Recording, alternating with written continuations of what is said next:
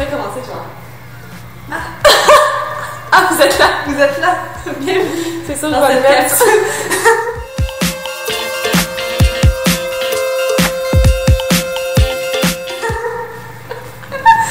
Ok, fait que je parle de moi. Ouais. Genre, je dis bonjour. Là. Bonjour. Donc, bonjour, mon nom est Justine. Je suis présentement étudiante au baccalauréat en kinésiologie à l'UQAM. Aujourd'hui, on va discuter, je crois, de qu'est-ce qu'est un kinésiologue, c'est quoi qu'on fait dans la vie, c'est quoi qu'on mange. Donc, c'est moi qui ai la chance d'entraîner et d'encadrer Chloé depuis sa grossesse. Donc, vers la fin de sa grossesse, on a commencé à se voir, puis maintenant on se voit post-grossesse en fait. Donc, la kinésiologie, qu'est-ce que c'est? C'est la science de l'exercice, la science du mouvement, la science des muscles.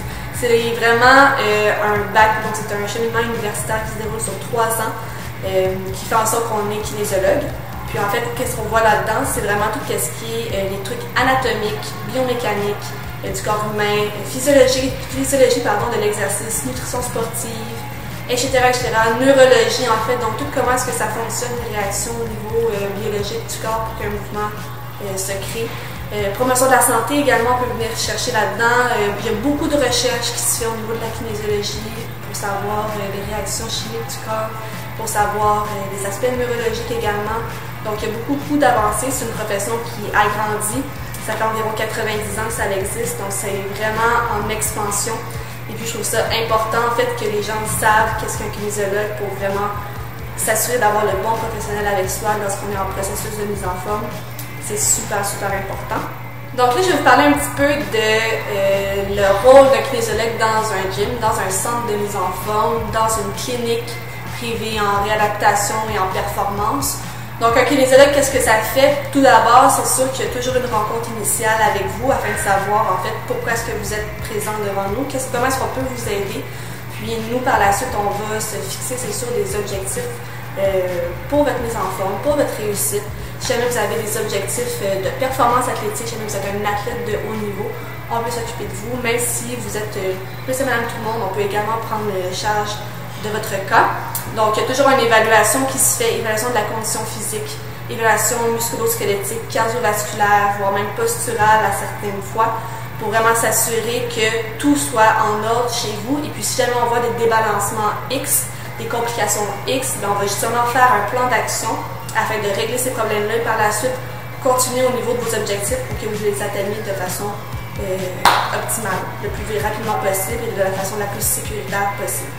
Donc en fait, on est vraiment le professionnel adéquat au niveau de votre encadrement. Puis suite à cette rencontre-là, en fait, tout dépendamment de l'encadrement que vous décidez de prendre, que ce soit un programme d'entraînement. Donc les programmes, c'est sûr que jamais ça va être un programme fait sur un coin de table, un programme qui a déjà servi à Ginette, qu'on fait juste vous shipper. Ça va être vraiment des prescriptions d'exercices précises pour vous, précises sur l'évaluation qu'on a vue, sur vos résultats que vous avez obtenus, et puis sur les débalancements, par exemple, posturales que vous avez eus. On va vraiment tout faire en sorte pour que ce soit spécifique pour vous.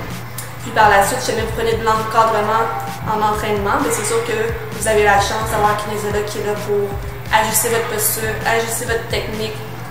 Être là au niveau psychologique aussi, donc c'est pas juste de l'entraînement let's go, 4 reps. C'est vraiment, on est là pour vous soutenir, pour vous motiver, puis s'assurer que tout le déroulement se fait comme que vous le souhaitez et que vous réussissez le plus possible vos objectifs.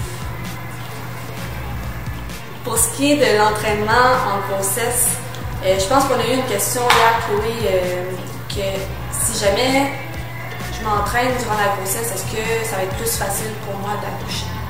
Des choses comme ça. C'est sûr que plus tu t'entraînes, plus que tu es en forme dans ton quotidien, donc avant, pendant ta grossesse, tu as des chances que ton accouchement se déroule bien.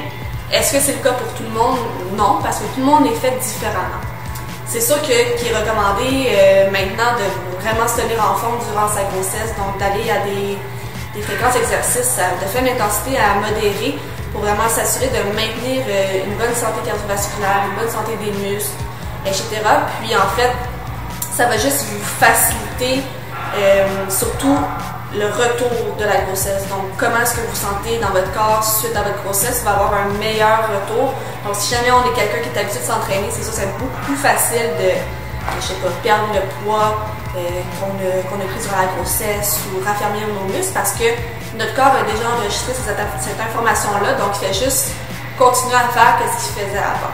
Donc maintenant, c'est sûr que si jamais on était le 50 ans avant, les médecins ne recommandaient pas l'exercice durant la grossesse, mais maintenant, c'est fortement recommandé. Et puis, c'est super important de t'encadrer par un kinésiologue parce que c'est la personne qui va pouvoir, encore une fois, prescrire les bons exercices pour votre condition.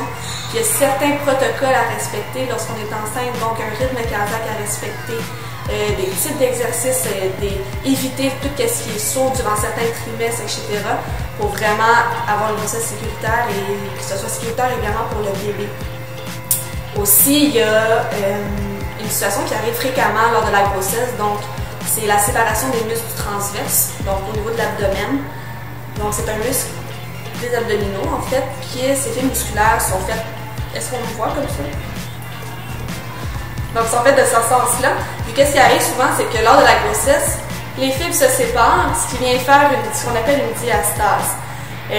Suite à la grossesse, si jamais on ne règle pas ce problème-là, il peut avoir des problèmes d'hernie qui vont venir s'installer au niveau de la diastase parce que justement les transverses ne sont pas refermés adéquatement. Donc il y a plusieurs exercices de raffermissement des transverses de l'abdomen qui peuvent se faire pour éviter ce problème-là. C'est sûr que ça prend quand même du temps et du travail, il faut le faire. Puis c'est super important aussi de travailler tout ce qui est plancher pelvien pendant la grossesse et suivant la grossesse si on veut éviter tout ce qui est affaissement de la vessie et des problèmes d'incontinence par la suite. Donc, travailler les manœuvres de Kegel par exemple va vraiment venir faciliter la tâche à ce niveau-là. Et on peut venir jumeler ça avec les exercices transverses de l'abdomen pour venir travailler un petit entraînement optimal à ce niveau-là. Bon, ben, ça résume grosso modo un petit peu qu'est-ce que c'est la kinésiologie, notre parcours, etc. C'est sûr qu'il y a plein de choses encore à discuter à ce sujet-là, mais on va faire quand même ce cours pour la capsule vidéo. Maintenant, on s'en va s'entraîner avec Chloé!